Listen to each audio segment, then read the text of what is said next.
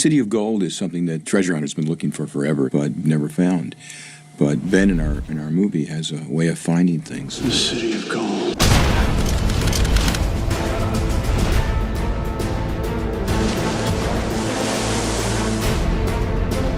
The Cibola, the Seven Cities of Gold. Cibola! I think it's an ancient myth, this fabulous City of Gold. A city made of gold. We found the Seven Cities of Gold, this rumor of the reason why people came to America. That's what makes it even more exciting than I think National Treasure 1. Native American gold, temples that are all missing, and it's Cibola. The Cibola is the City of Gold. This is real treasure. City of Gold is supposedly exists somewhere in the North American continent, and little does anyone know where it is. We found it! There are lots of things hidden from the general population left to be discovered, that especially the City of Gold. It's buried somewhere, which we find under Mount Rushmore, in the tunnels of Mount Rushmore. I've been telling my friends about all of these amazing caverns underneath Mount Rushmore, and nobody believes me. We have found the City of Gold, and who would have thought it's on stage 12 of Universal? Tom Watkins, our production designer, went in and designed all that, built it over 12 weeks before the script was finished, and made it all work for the story that we're working on. Dominic Watkins met with John and with Jerry and got basically their thoughts. We had a few generations of ideas, and using some very, very fine illustrators to flesh those out, think about those, consider those. We eventually got to where we really knew that a city of gold, a true city built physically out of gold, is what it needed to be. From then on, it's been about how do we execute that from a logistical and artistic standpoint within the time frame that we had to really make that as believable as possible. Every time I walk on one of our sets, and it's particularly these enormous sets that we did for Book of Secrets, you realize the artistry of the technicians in Hollywood and this art that they've passed down since, I guess, the beginning of films. How they create these sets out of styrofoam. They make them look completely real. These sets are spectacular. The attention to detail and the accuracy of the art department's work is fantastic. It looks exactly like the Rock in South Dakota. Really amazing sets with water, too. There's water shooting out of different places, exploding up into places.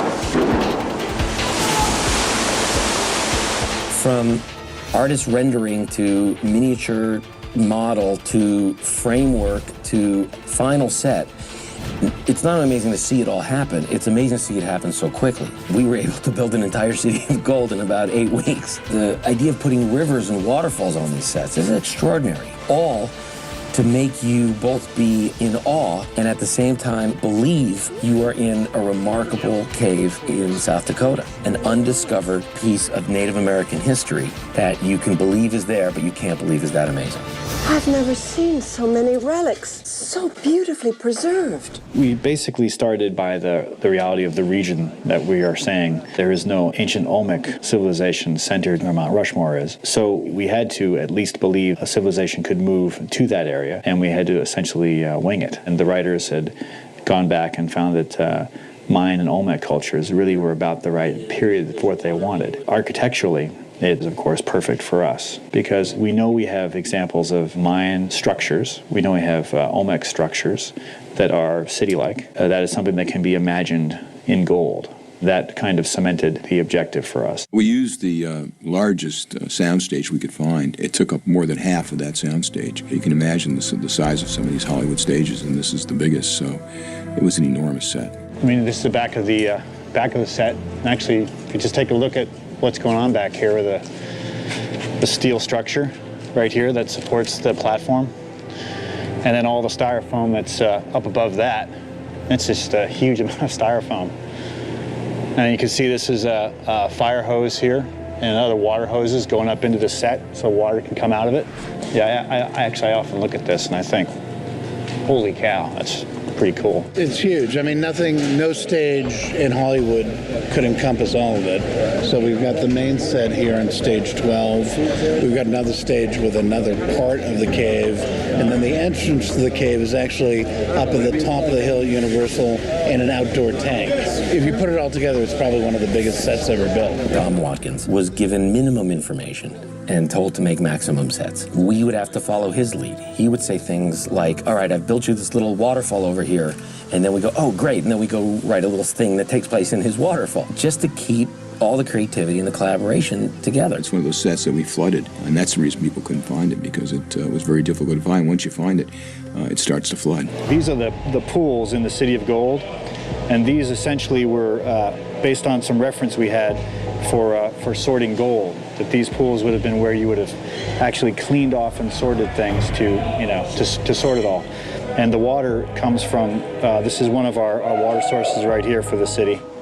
This square shape right here, water would come out of that, feed all of these ponds, and they're all interconnected, and they all flow down to the bottom of the city to fill the water up. The water sequences are elaborate, and we were working in them for several weeks. It was fun. You didn't have to act, but at the same time, well, what can I say? I don't think anybody was entirely comfortable with it. It's sort of fun for a day, and then you're over the water after a week. But it looks really cool, so I guess it's fun to be part of it. You know what? There's this weird line between you're going to put the actor through something way too hellish to experience, and you're going to put the actor through something really, really fun. Then all of a sudden, they get into it, and they want to do more, and they want to do more, and the challenges are bigger, and I don't need a stuntman, I don't need a stuntman. And then after about 5 days of it, it's enough already. And they're like, okay, that was fun, but I'm tired of being soaking wet, and it starts to get a little bit taxing. Remember, the actor also cares most about telling the story and getting the character right. If all of this stuff helps do that, it's really fun for an actor. We all kind of came to the decision that wherever action was going to play, wherever the actors had to interact, would have to be a practical set. Everything you see beyond this set will be a digital recreation. Increasingly, we're building less and less, but for certain kinds of sequences, like things with physical water and certain other kinds of action, it still makes a great deal of sense to build real, physical, tangible sets that actors can interact with rather than blue screen. When we're doing a digital set extension like this, it's best to have as much as possible practically shot on film. It gives us lighting direction, it gives us color direction. Obviously, it helps the actors and the director as well, because they have something to interact with. So it's kind of win-win for everybody to build as much and photograph as much as possible. The communication between Dominic and Asylum as a visual effects company started from the get-go. We can all sit there together and decide what does get built and then what doesn't get built, what can be matte paintings or what can be 3D environments, and what would the camera actually see. All the way over here to the left, that's the edge of the set that we built. Where it's black, that will be computer generated. If you look around, we have a very large black screen that's going around the entire set. It's marked up with what we refer to as tracking markers, which will allow us to recreate the camera move in the computer. So everything you see in yellow here is actually live action, and everything in gray here is CG extension. Of course, the city got bigger than this in the end. During production, they decided that they wanted an entire courtyard and a whole row of buildings, a street, a bustling city back in its day, and so we just kept making buildings and pushing them back. It's entirely CG. There's no match to live action. You got to see these buildings, unfortunately, much closer than they'll get seen in the movie. In the City of Gold, there's a scene where Riley is trying to take a little gold brick along with him. And the set piece didn't have the exact reflective qualities that John desired for that. So what we did is digitally recreated that brick. And then we had a lot of control over the amount of dirt that was on it, the amount of reflectivity that it had. And it's a very, very complicated thing. It's deceptively complicated to put something digitally in somebody's hands and make it look like they're actually holding it. We had to put a tremendous amount of detail into that particular sequence. And we added all the rock caves. There was all kinds of water effects added on top and all kinds of debris. All the little bits and pieces had to be added, and then there was all kinds of particle effect stuff done on top of that. And then we also had to do CG enhancement to the live action set as well. Digital effects are fantastic, and you can do a lot of beautiful things with them, but I think the audience still needs something real to grab onto. Sometimes you think with all the CGI, all the digital stuff that's going on, that some of the physical sets will lose our talent for making those big sets. And I like the combination of the sets and the CGI artistry. And in this movie, this craft is very much in evidence. It's great old Hollywood set making. From pre-production, when we knew we were going to use this stage until now, what's been accomplished, it's a great feeling. And it is the people who have participated in making this possible, who no one will ever see, are extraordinary. And this is a huge sense of accomplishment for many, many, many people.